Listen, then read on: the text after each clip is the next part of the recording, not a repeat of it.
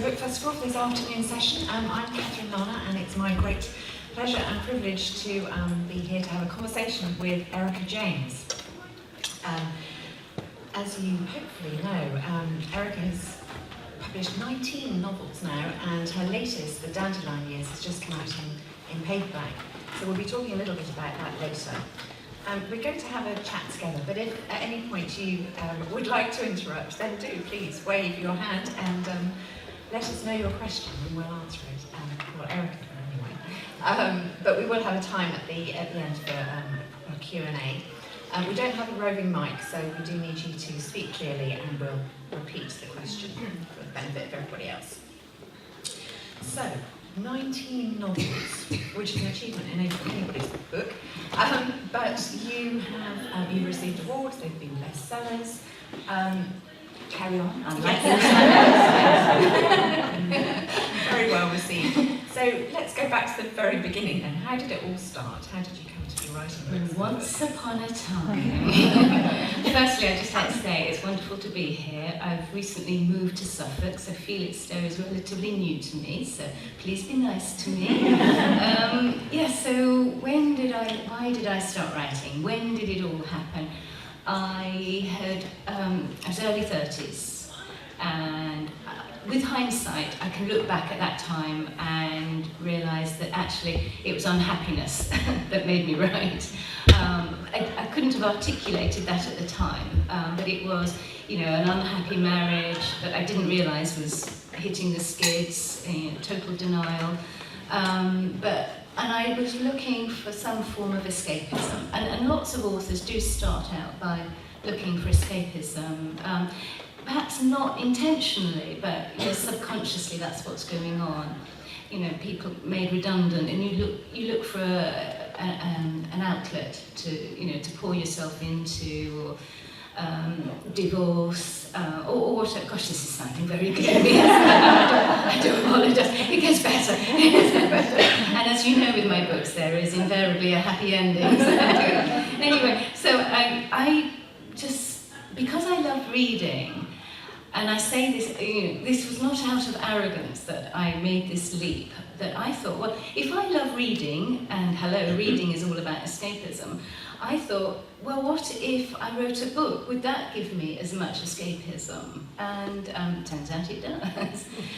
So that was my sort of initial foray. It was to lose myself into another world of my own creation. At the time I was living in Belgium, on the outskirts of Brussels, and I always say, when people say to me, oh, what was it like living in Brussels?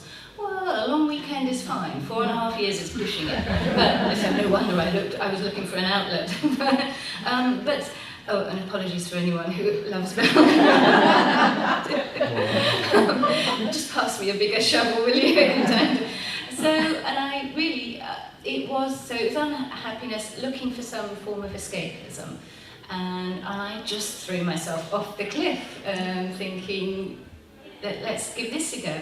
And I didn't start out with short stories, like most aspiring authors do actually. That's the way forward, start out with a few short stories, maybe some poetry, limber up that way. But I couldn't do that. I just had to go straight in at the deep end with writing a book. And I used to just go and sit in a park. My sons were very young at the time. Edward was 5, so he was in full-time education, but Samuel was sort of 3, and so he was only at nursery a few afternoons a week, and I'd drop him off, and then I would go and sit in this park with a notepad and a pen, and I was like Little Red Riding Hood because I had a basket with a flask of tea and some cakes. Now, I was only there for a couple of hours, what did I think? But I think it just added to that feeling of doing something on my own for myself, which sounds totally selfish, but I think we all need that, don't we? We all need that little compartment for ourselves. And for me, that was the writing. But having the confidence Oh no, it wasn't confidence, it was stupidity. Did you go on a writing course? Did that kickstart you at all? I had been writing for a while, and then I did go on a writing course with the Arvin Foundation. And can I ask the question, are there writers here, or aspiring authors? Yes? Good, lovely. Do you know, so often people are too scared to put their hand up, but I know they're always there. So I will pitch some of this for you. So I signed up to go on a course with the Arvin Foundation, which was in Hebden Bridge, Yorkshire, and it was the best thing I could have done, but it was also the scariest thing, because I flew over from Brussels and arrived at this farmhouse, which had been owned by Ted Hughes in his time. And so you really felt you were getting a proper vibe for it all. So that first night we all introduced to one another, we had a meal, and at the end of the evening, one of the tutors stood up and said, all right, the course starts tomorrow morning. You've had your introduction, had the easy part. By 9 o'clock tomorrow morning, you have to have produced the first page of a brand new novel. That's the exercise, your opening page, which of course is a fantastic exercise to do, because it's we all do this. We pick a book up from the shelf, the cover, the blurb, and then we turn to that first page. And this exercise, it wasn't about the whole first page. It's the opening paragraph, or it's just down to the nuts and bolts of the opening line. That is the hook. So the whole point of the exercise was the hook, to draw the reader in. So this tutor said, so by 9 o'clock tomorrow morning, that's what you've got to have done. And I thought, okay, that's great, because I've got a bit of an idea for a book. Exciting. So went to bed about 2:30, and then I got up the next morning about 6:30 and rewrote everything that I'd done the night before. Then we got into this room where we'd been told to meet, and we all sat down, and the chairs had been put out in the shape of a horseshoe. And the next thing the tutors say is, well, and so you've done your exercise, and now you're going to read it out to us. Whoa. No, I didn't sign up for this. This wasn't part of the deal. I'd never done anything like that in all my life. So really, I would, it went round the room with people reading out their work, I was actually formulating a plan that I could leave. If I say, I'm not feeling terribly well, I just slip upstairs and get my bag and then get in the car and go, because no one knows me. They're not going to chase after me, are they? I was really seriously contemplating this. And the awful thing was, everyone who read their pager, they were all brilliant. And I kept thinking, why are they here? They can write already. This is for beginners, surely. But it got to the person sitting next to me, and the tutors said, oh, look at the time, we better adjourn for lunch now. And I thought, yes, I can get my things, I can go. But anyway, the other people in the course decided otherwise and marched me down to the pub, a couple of glasses of wine, marched me back up the hill, and I got through it. And so that was my first experience of a writing course.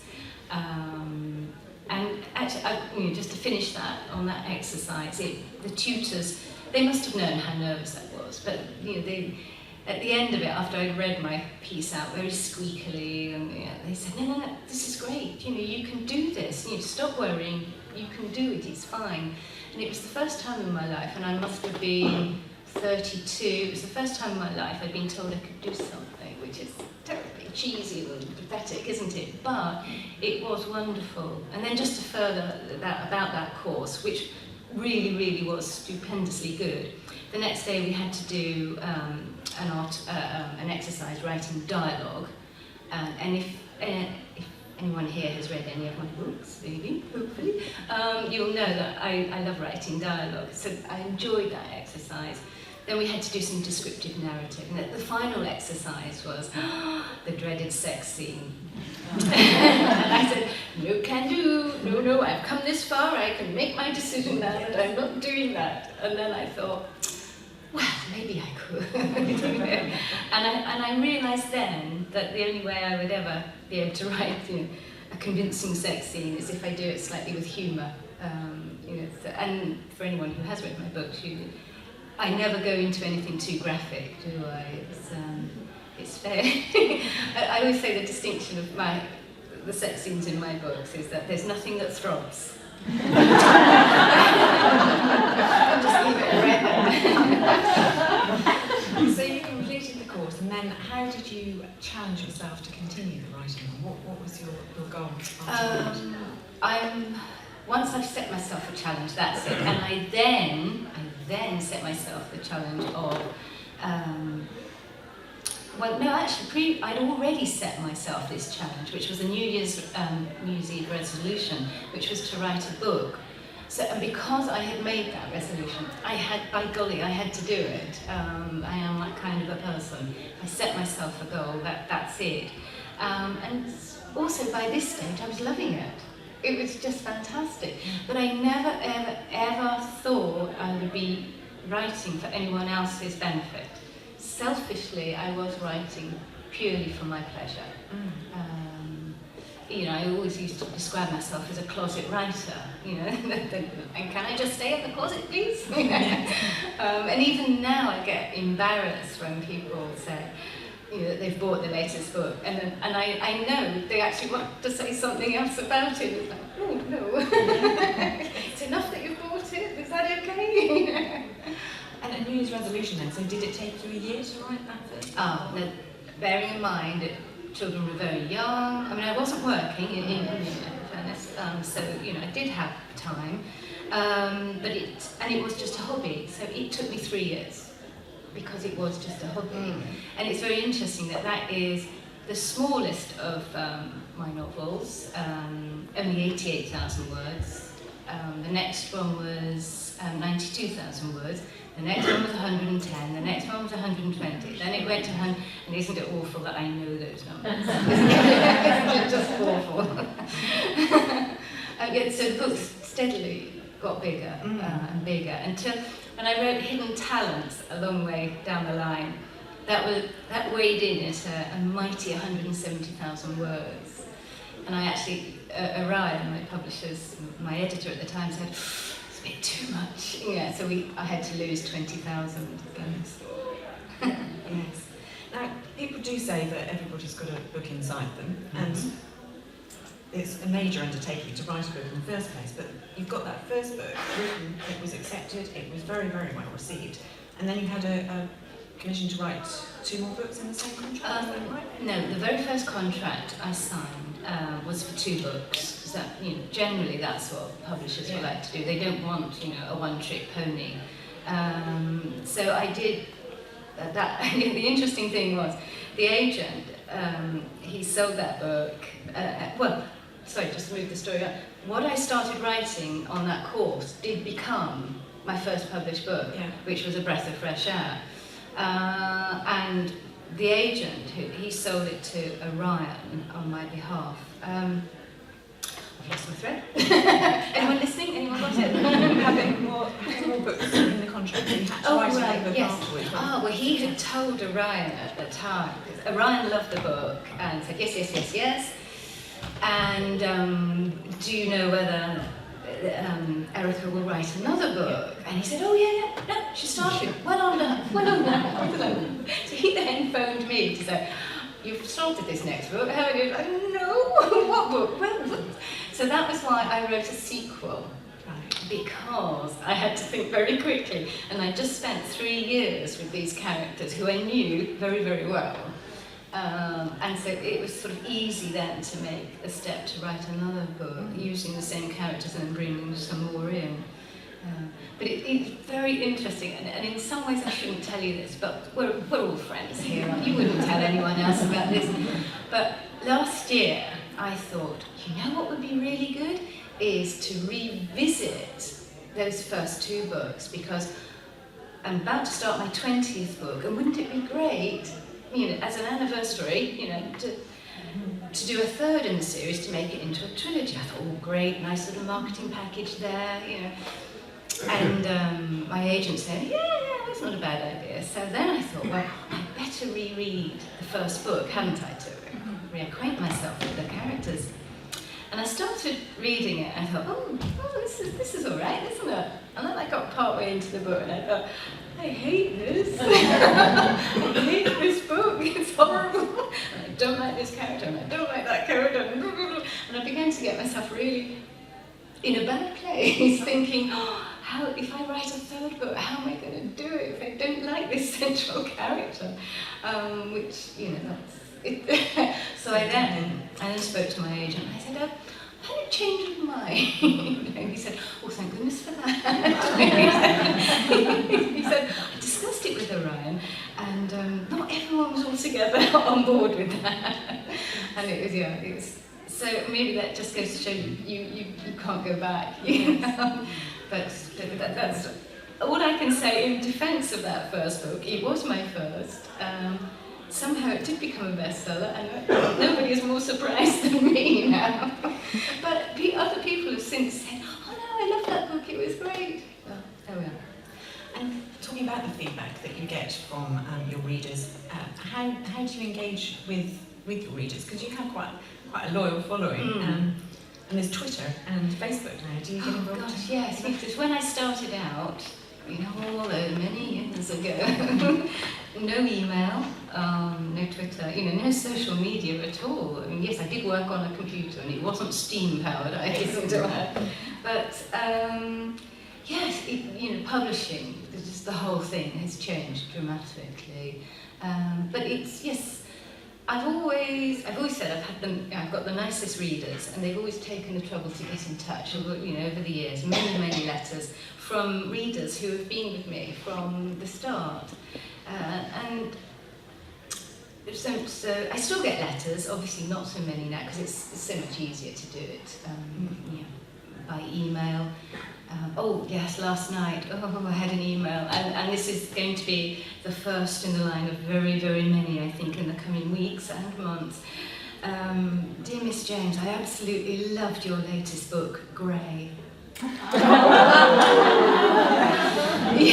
and I had no end of this last time round with the 50 Shades. And yes, I even had an editor from Russian Vogue getting in touch with me. We'd love to have, could you send us a photograph, please? And I was tempted to send a picture of me. But I didn't. I got in touch. But yeah, I've got all that to go. And I could tell also last time round on social media with Facebook that the people who were then following me didn't fit the profile, shall we say. They had fewer clothes on than my normal readers. But yes, so and Twitter is good in many ways, but it's another thing that you have to do. And yes. I must say, last night I got a bit carried away. I was watching Glastonbury. Anyone here watching Canet? I did think, you know, in view of how he described himself last night as the world's living greatest, I thought I should come on here and say, and I am the world's living greatest author, and see if I got away with that. But you know, it is nice because some of my authors have, you know, I've actually, some of my readers, I've met them as a consequence of getting to know them on Twitter. But there's also the alarm bells occasionally ring. There are definitely some you've just not got to interact with. No. I mean, yeah, I used to get that with letters from them.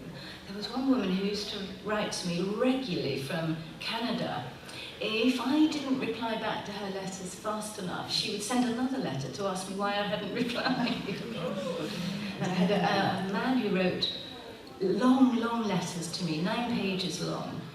Usually, it must have been when he was under the influence of something, but presumably posted when he was sober, right? And yes, very bizarre.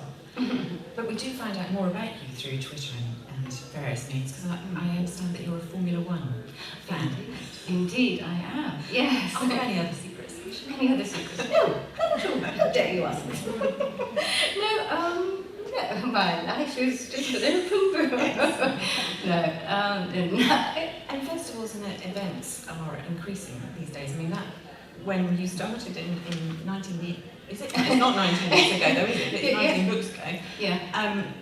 there wasn't such a demand on authors to do quite as much as there is nowadays. So how do you view that in your schedule? Well, I would say that perhaps back then I did more events, actually. Oh, really? Yes, I did more events like this. I can remember one book I was promoting. It was 3 weeks. I was sort of literally on the road, and I would wake up in the morning or in the middle of the night thinking, where am I? And then fumbling around in the dark for the bathroom because it was a strange hotel again. But publishers are doing that less now, I think. And unless, it's a really huge author, a celebrity author, really doing the rounds.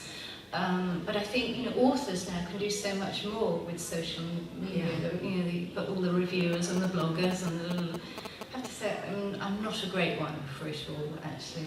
Because if I'm doing that, then I'm not writing the book, which is what I really want to be doing. That's the first love, it's producing the book.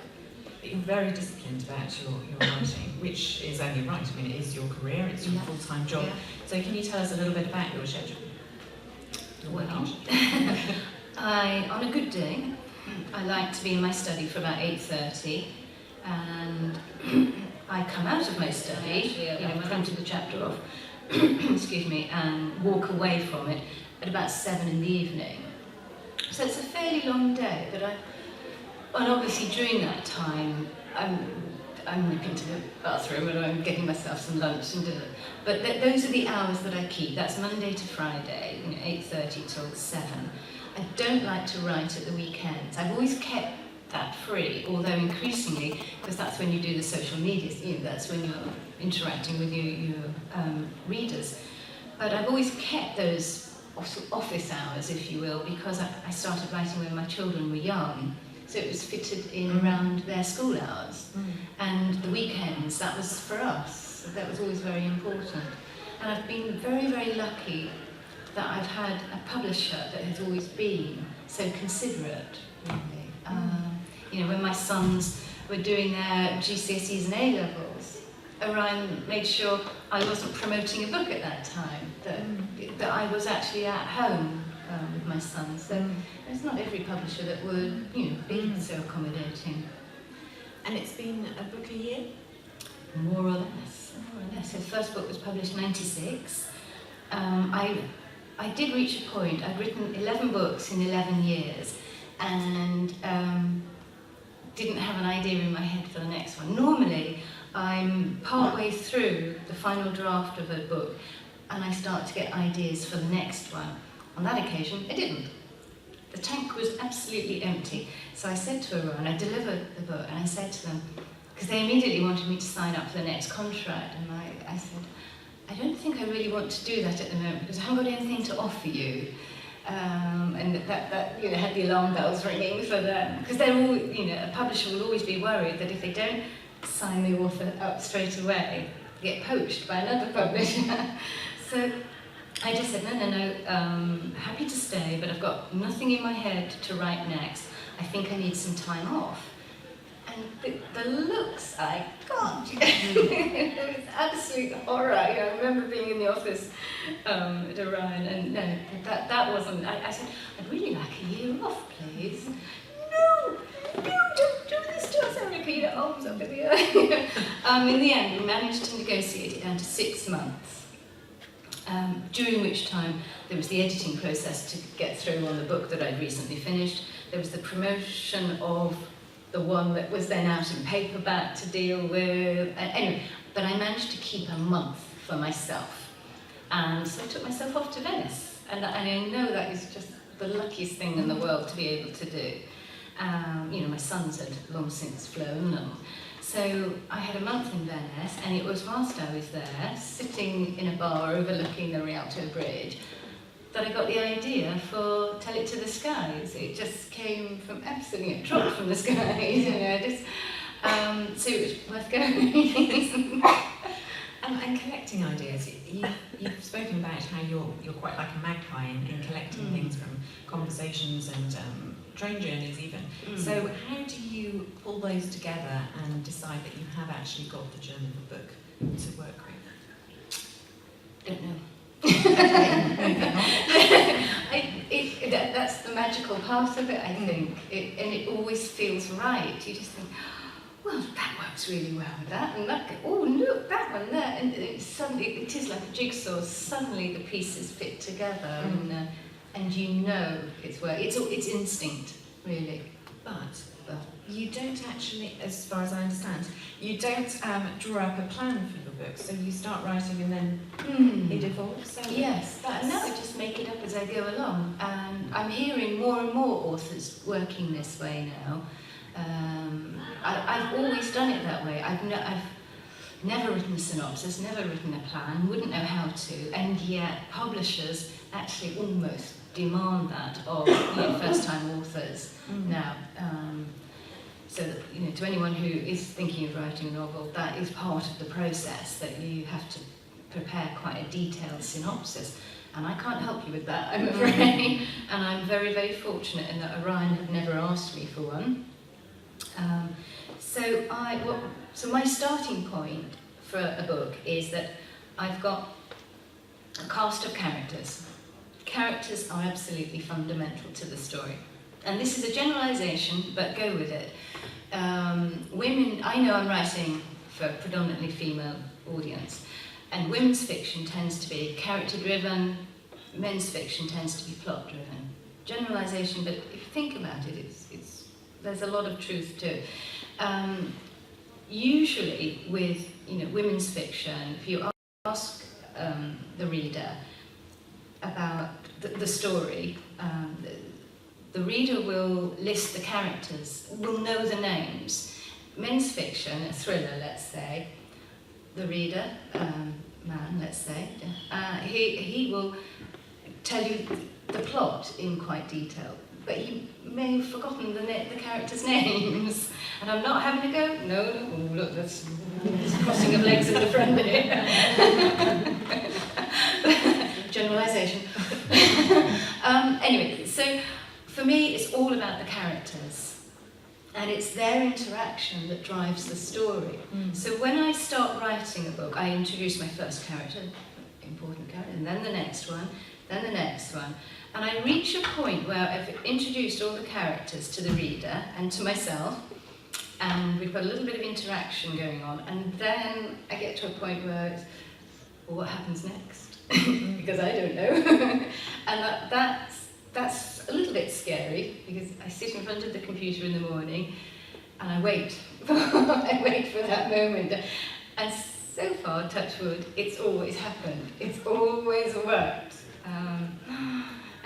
But there are, it is sort of writing by the seat of your pants, but it is only the first draft. I can afford to get it wrong, because I know I'm going to sweep up all the pieces later on in the final draft and make it right.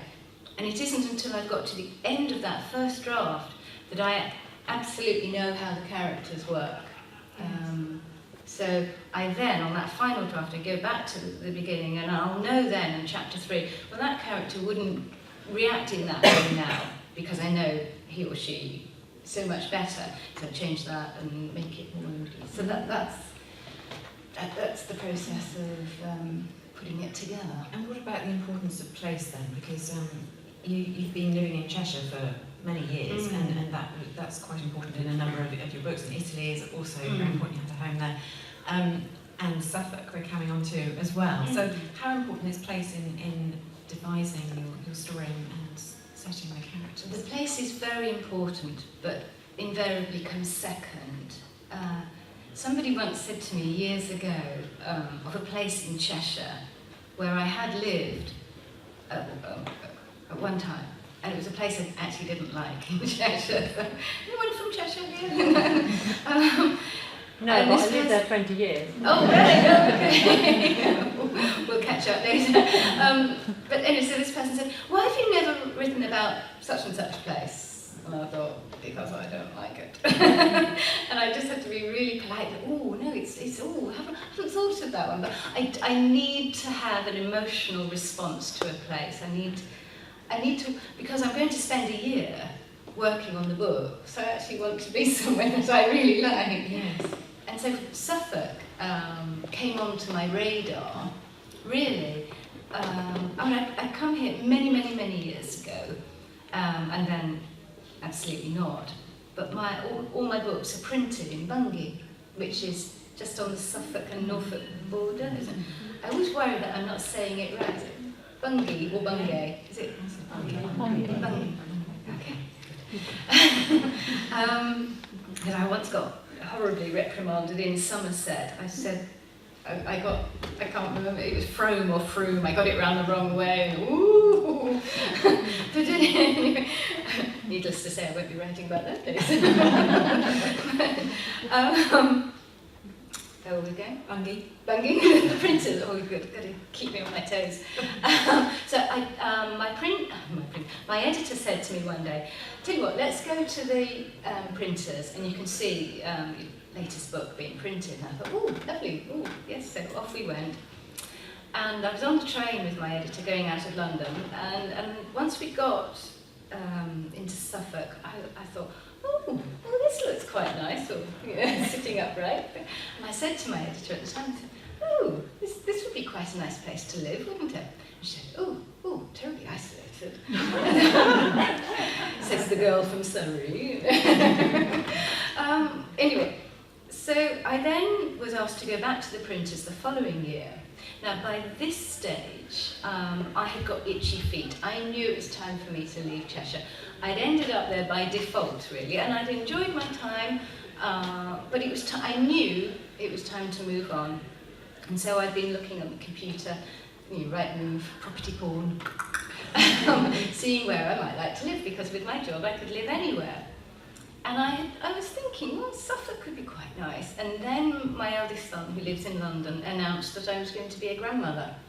So I thought, aha, that's focused my search. It's definitely going to be Suffolk now, because I want to be near London and my future grandchild. So, and because I was then house hunting in Suffolk, I then actually thought, oh, it'd be really nice to set a book here, wouldn't it? And in the Dandelion years, the house that Saskia and her family live in is actually based on a house that I looked at. I was so tempted to buy it, but it wasn't. I knew it didn't tick sufficient boxes of what I really, really wanted, but it was so beautiful, and I thought, this would be a lovely house in a book. So that's what I did. So you need to tell us about the book now. So Dandelion years. How did the idea for that come about? Well, this is a tricky one because has anyone read it yet? Yes. Lovely. So it's got so for those who haven't read it, it's set in contemporary Suffolk as of now. Saskia and her family, their world revolves around books one way or another. She's a book restorer. And she discovers a notebook that has been hidden for many, many years inside an old family Bible.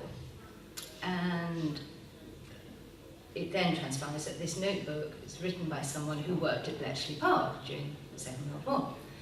So how did I come by that as an idea?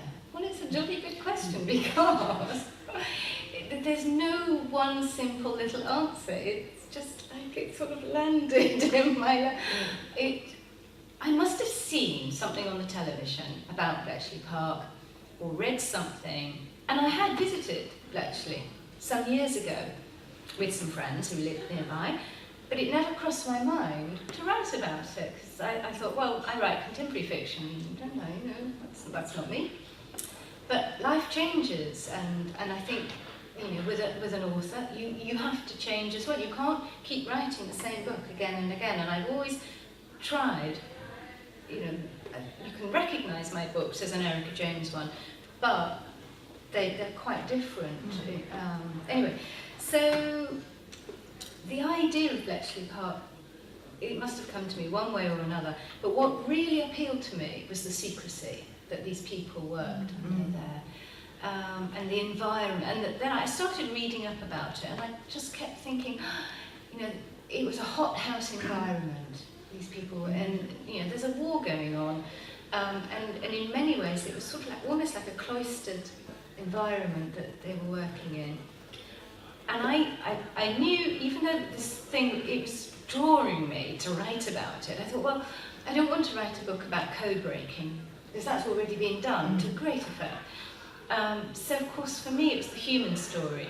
It was about two people meeting at Bletchley under those conditions and falling in love. And many people did. You know, it was that kind of environment. And the other interesting thing about it was you had people from different walks of life, you know, different class background. And that is just such a lovely melting pot, you know, from an author's perspective. It's sort of, it's gold, isn't it? But you've also got the present day story, as you mentioned, set around a book restorer and a bookseller. So what was your research there to find out about the second-hand book trade and perhaps things that are discovered in books as well? Well, back in Cheshire, I had known a girl and her partner who had run a bookshop, so, selling new books. So it was an independent bookshop, much like the one in Woodbridge, Catherine's one.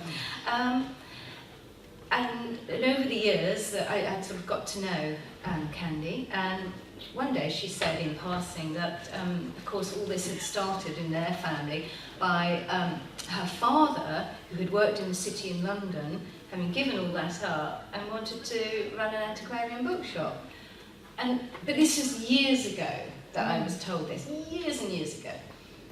And then when this Bletchley Park storyline was coming together, I thought, oh, Candy, oh, hold on a moment. And unfortunately, Candy's bookshop had closed down because Waterstones had opened up in town as well, so the independent went. But Candy was then running the Oxfam bookshop in Knutsford. So I made a beeline for her. Remember me? And so she then put me in touch with her father, and I went along and met the father and the mother, and sort of got that inside story on. So in many ways, Ralph was sort of based on Candy's father, in that he'd given up this big job in the city to do something completely different. Yeah. But the book wasn't that straightforward in coming together. I mean, the ideas were there, but I understand that you had to rewrite the first few chapters with some difficulty at the beginning, and so you had a bit of a hiccup. That's what you told me before. I lie all the time. So one of those embarrassing words, I'm just trying It to just seemed like a very brave thing to do, that you had to start again. Oh, I remember now. Yes, I get a bit of relief from that. Sorry about that. Just, yes. Goodness, but it's become, right, okay. In my defence, I'm writing another book now. It's a long time ago. Yes, I started the story in the wrong place with Saskia. I was going to go back too far back in time, because basically Saskia's family, great tragedy hits them, and what I was going to do was going to start when that tragedy has just happened, when she's a young child. So I wrote a couple of chapters, and then just realised, no, wrong. I don't know why I knew it was wrong, but I knew it was wrong, and I just had to hit that delete button and ditch those chapters. And that's happened to me a couple of times before. I remember doing it with a sense of belonging. I'd written the first chapter, printed it off, woke up the next morning and thought, that character, don't even need that character in the book. So she ended up in the bin. The Holiday. Yes, started that in the wrong place as well. Yeah. To start again on that one. But it's not by much. It's not like I've written 10 chapters and then I have to start again. I know very, very early on. So, how's the work going at the moment then for the next book?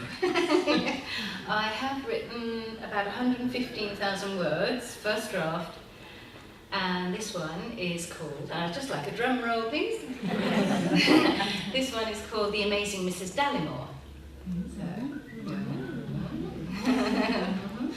That was Orion's reaction. Well, what happened is, so I wrote Summer at the Lake, which has part of the storyline set at Lake Como 1950, but also now. Orion loved it, and the readers did as well. And the character that they really, really liked in that book was Esme, the elderly lady. So that book was very successful.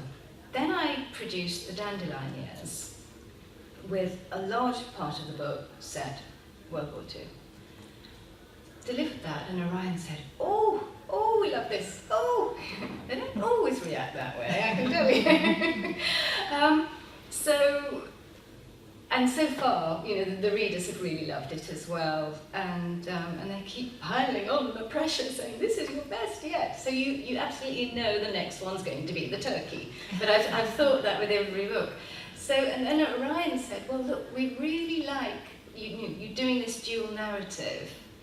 We think you do it terribly well. Would you do it again, please? I thought, oh, really? You don't think the reader might be tired of it now? You know? And of course, for a publisher, if something is working, they just want to keep going with it.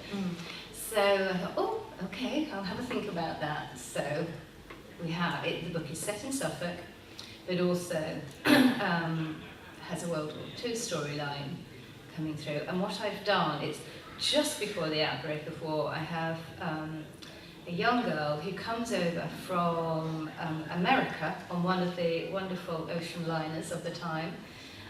Normally, the books are that it's somebody from Ireland or Britain going to America, isn't it, on one of these boats? That's usually how it works. And I thought, no, let's do it the other way around. Let's have her coming to England because her mother was British. And, so that's just at the outset of the war. And she meets 3 people on board the ship coming over who proved to be very, very good friends, completely different to her. But her story starts, she is an old lady now, and she is in a care home, and she knows she's coming to the end. And it's so sad. And she wants to share a bit of her story, a bit of her life with someone. I suppose it's about listening to people. Too often we're in too much of a hurry, aren't we, to listen? And I've moved to an absolutely spectacularly beautiful village in Suffolk. And the population of the village is quite elderly, it has to be said. But my goodness, they've got such stories to tell, so interesting. And I suppose that's feeding me. So plenty more to come. Yeah. Good. Now, you have mentioned that you've had a very supportive relationship with your publishers, and in doing so as well, they've been very proactive in promoting your books and perhaps reissuing them sometimes. So when there's a design of one cover, then the back list also comes together in that sort of theme. Can you tell us a little bit about how the covers have come about and the designs that they choose? Do you know, and very, very stupidly, has anyone got the paperback with them of the Dandelion Years? Yes, I have. Oh, lovely lady. Can I come in? Right. This is a good example of showing how jackets change. Right. Okay, so just bear with me for a moment, chat amongst yourselves, and please think about questions you want to ask, because we must be getting near that point. Right, okay, so I might need some helpers for this, actually. Right, all that, it's all coming out. Feel like Mary Poppins. Right, okay, so covers, jackets. This was the hardback for the Dandelion Years. Everyone see that? Okay, which... Oh, has anyone got a copy of Summer at the Lake with them? I just need someone to work with me. Oh, she has, look, there we go. This is going so well. You will get these books back. Right, here we go. So, we had Summer at the Lake, which I declare as the jacket of my career. It's never going to get any better than this one. And we had this for the hardback, and we had it for the paperback. And that's quite rare for Orion. Normally, they're changing the system, but traditionally they've had a hardback department and a paperback department. And so then when I was writing the Dandelion Years, and my editor had seen a few chapters, she said, right, we need to start working on the artwork for the book.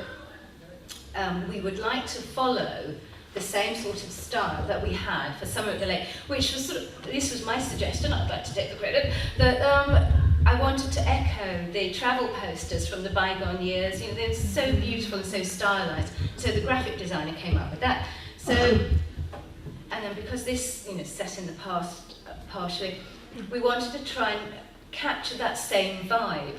And so they came up with the same graphic designer, came up with this. So fantastic. Meanwhile, Australia and New Zealand came up with this monstrosity. Oh, you just, I mean, it's got, well, and apparently it works in Australia and New Zealand, but that would not work here, not now. Maybe 15 years ago it might have. Okay, so, right, so hold on, here we go. So, hardback, paperback. See how very different they are. Now, if I can just do my market research here, which do you like best? Hardback. Isn't that interesting? I did a talk last week in Kent, and they all said this. Yeah. Whereas this is my absolutely, you know, this to me wins hands down. But they claimed this wouldn't scale down in the same way, you know, to look good. They claimed this had more of a summer look. Obviously it's out now in the summer, so that's what, you know, they wanted to go with. But so now this, I'm going to show you some howlers from way back. From anyone remember my book, The Queen of New Beginnings? All right. Right. I'm going to have to ask Catherine to help me with this. Okay. So this was the hardback for The Queen of New Beginnings. Taking that one. Yes, you hold that one. I'm going to pass these over. Right. But before we got to that one, we had, hold on. We had this. We had this. Oh, that's the same. Hold on. We had this. We had this. And it just went on and on. And I mean, come on, let's not beat about the bush. We're talking feminine hygiene, laxative. these were all dispensed with. We had that one. Hold on. And then, I must show you what Australia came up. Oh, brace yourselves. Australia came up with this, which, and they did go ahead with it, and I nicknamed that one the girl in the cow hat. Right. Then we had the paperback for Queen of New Beginnings, which I think there might have been another one that was tweaked, and I call that my Keira Knightley cover. So that was just for one book, The Queen of New Beginnings, where they were really, you know, they struggled to get and in the end, actually, I found that image on Getty Images, which they used. So you did your own work for it? Yeah, that's right. But it's not an easy process, and sometimes they nail it first go, like they did with Summer at the Lake. And then other times it needs, you know, it's just that much harder to get the right. And also you've got to bear in mind fashions, what the colours. If you look on the bookshelves at the moment, there's a lot of, actually, you know, I think there's a lot of that sort of colour. And I'm going to give these two back to the ladies who are learning them, I can't remember, before we forget. So the first one was, that was yours. Thank you so much. Around here. Right. Thank you. And shall we pause now to see if there are any questions that you'd like to ask? Yes, please do. Yes, at the back. Orion is your publisher, but how did you get to that stage from writing a book to getting a publisher? Not everybody is successful.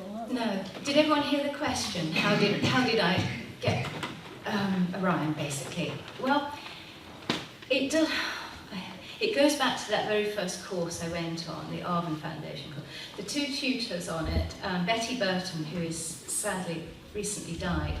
And Aileen Armitage, who was married to Derek Longden, the author, who he died last year as well.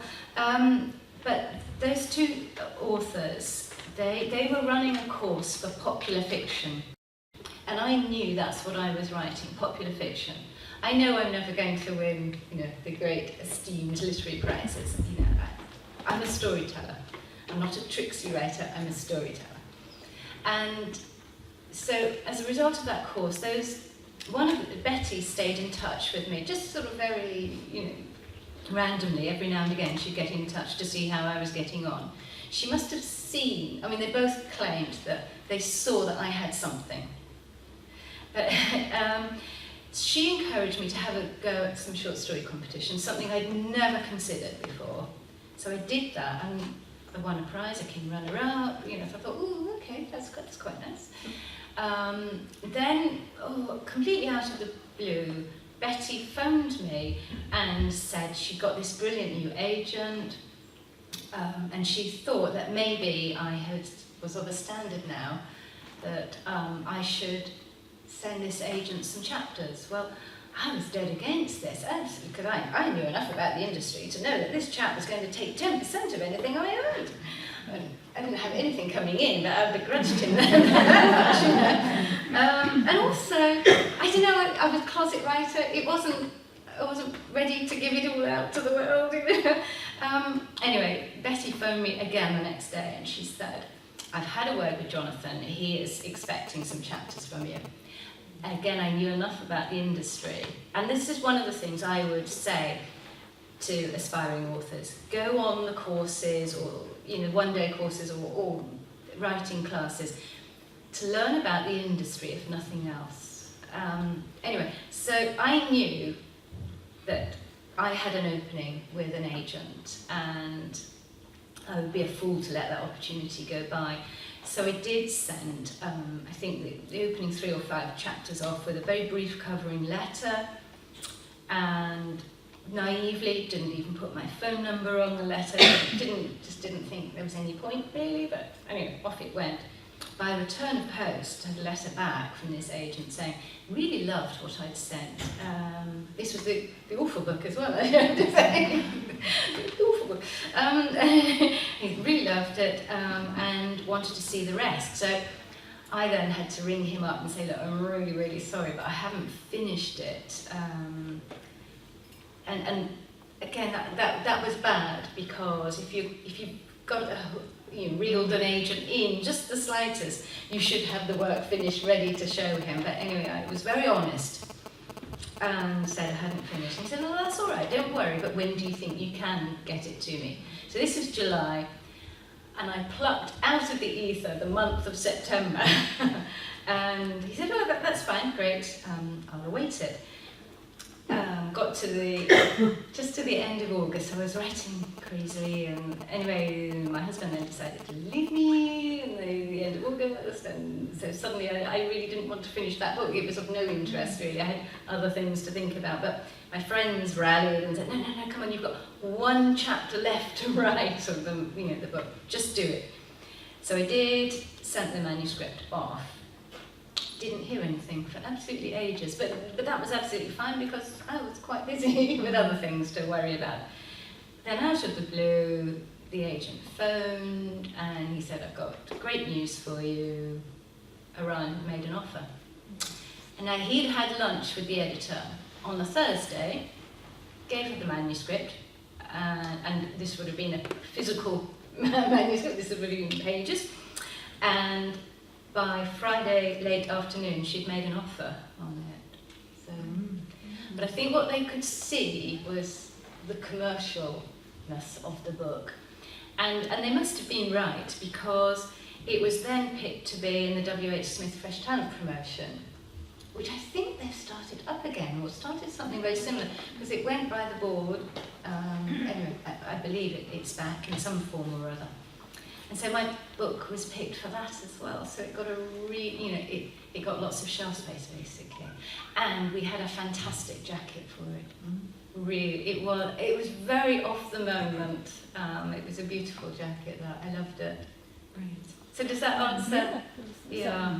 I Quite don't- lucky, but you know, I a lot of know. hard work as well. Yeah, and it is. Do you know, I once did a session just like this, an event, and the guy who was interviewing me kept turning to the audience and saying, "I can't tell you how lucky Erica James is." He said it once. He said it twice. He said it three. On the third time, I said, "Ooh." I said, "Yes, funny. The harder I work, the luckier I get." Yeah. Anyone else? Another question? You all want to go because it's so hot in here. So it is warm. Normally I'm cold at events, but this is, and I have to say, I even put my vest back on today. I thought it's going to be a little chilly. Just share that with you, that little nugget. Just one more question. Yes, come on. Yes. When you were first published, what, 20 years ago? 96 book was published, 96, but yes, Do we're you think almost. it's easier to become published now as an author? Well, that's a good question because there are so many different ways of being published now. Yes, indie publishing, Amazon, it's all up for grabs now. It's difficult because I've only had the one experience of my route, but I know of other authors who, for whatever reason, haven't been so fortunate. They've either been with the wrong publishers or their books just haven't. I don't know. That's a tricky one. But and then they're turning to the likes of Amazon or indie publishing, and it seems to work. I don't. Yes, it's so maybe it is easier now. It depends. I mean, look at E.L. James. You know, there she was. She was just writing pure. You know, just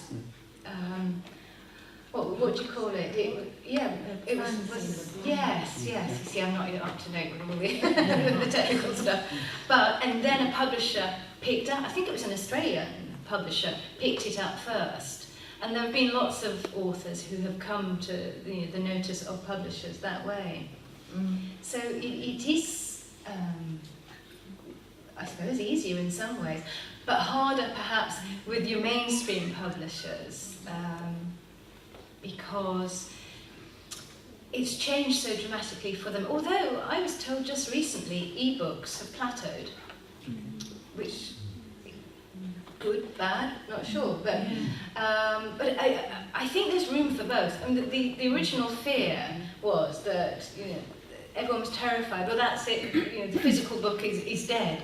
And I steadfastly said, no, people are still going to want books because it's a different experience. And of course, what some of my lovely, lovely readers are doing, they're buying the hardback and then they're downloading a copy onto Kindle to actually read. So I get 2 bites of the cherry. And those readers are my very best friends. But also we're seeing much more beautiful books, aren't we? I mean, it's so beautifully packaged and designed, and I think that there's a lot of effort being put into the physical book as a piece of work. I would as absolutely artwork, agree. actually. Yeah.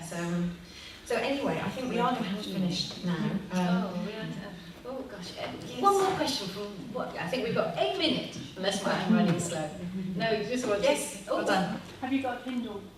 I have. But What's on it? What are you reading? Never you mind.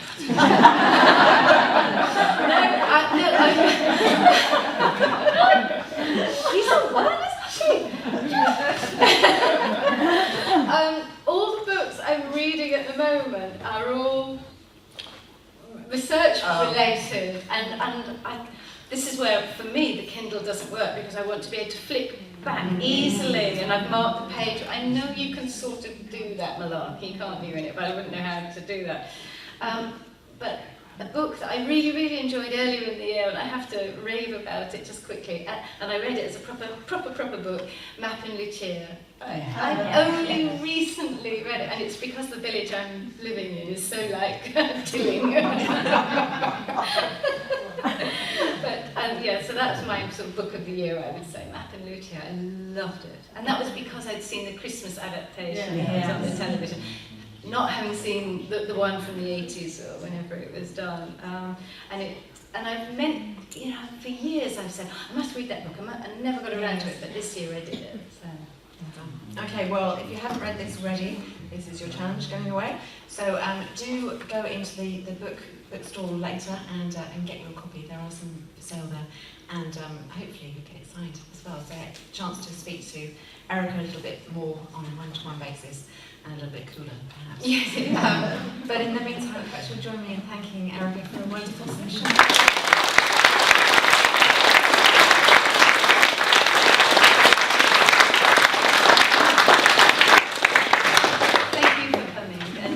Welcome in Felixstowe. I'm going for fish and chips later. Who's coming? You think I'm joking, don't you? But I am.